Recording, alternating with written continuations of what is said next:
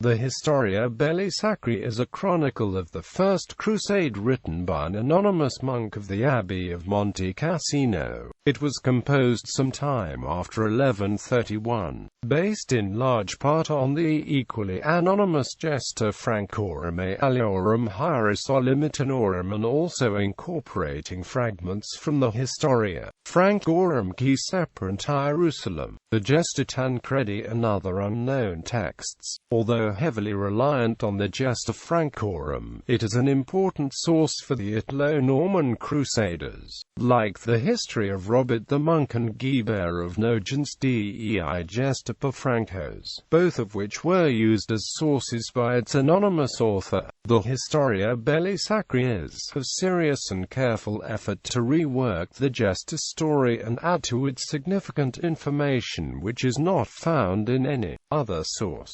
It was, after all, written in an age when there were still survivors of the First Crusade. For a long time the only known manuscript of the Historia belli sacri was to be found in the Library of Montecassino. It was first edited by Jean Mabillon for his museum Italicum, and this edition was republished in the Recueil des Historiens des Crusades under the title Tudor-Bordes Imitatus et Continuatus.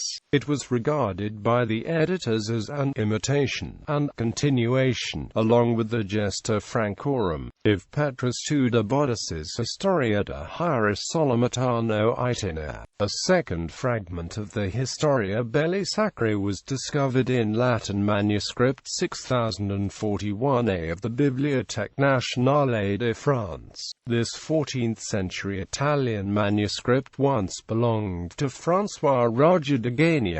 The catalogue of the Bibliothèque's Latin section, published in 1774, lists the third document of MS 6041a as a history of Jerusalem by Pons of Balladoun and Raymond, canon of Le Puy. The actual third document in the MS is not only a copy of the Historia Francorum ceperunt Iherusalem, usually attributed to Pons of Balladoun and Raymond of Aguilers, but rather a compilation, by an unknown editor, of portions of three distinct works: the Historia Francorum, the Historia belli sacri, and the Gesta Francorum. The Historia belli section begins with this account of the Crusaders' arrival at Antioch, of the contemporary histories of the First Crusade. The Historia belli sacri provides the most information on the negotiations between the Crusaders and the Fatimid Caliphate. The Historia is also the only source to go into detail concerning Bohemond of Taranto's exceptionally long journey through the Balkans to Constantinople, which took 6 months with a comparatively small army, and after which he lodged in the suburb of Sancti Argenti for some time. It also records how at the beginning of the siege of Antioch the local governor, Yagisian, expelled the Christians from the city, and how a certain Hilary, a Muslim convert to Christianity, betrayed the Crusaders by divulging the weaknesses to the relieving army of Radwin of Aleppo, only to be killed when the army was driven off. Several of the Historia's accounts are more fanciful. It places all the leaders of the Crusade at the Council of Clermont, although they were certainly not all there. It also has them begging Pope Urban II to lead them personally. It says that at the siege of Antioch a miraculous image of Christ that could not be pierced by Turkish arrows appeared in the cathedral. More credibly, it says that after the siege the Christian women of the city went to release the imprisoned Patriarch of Antioch,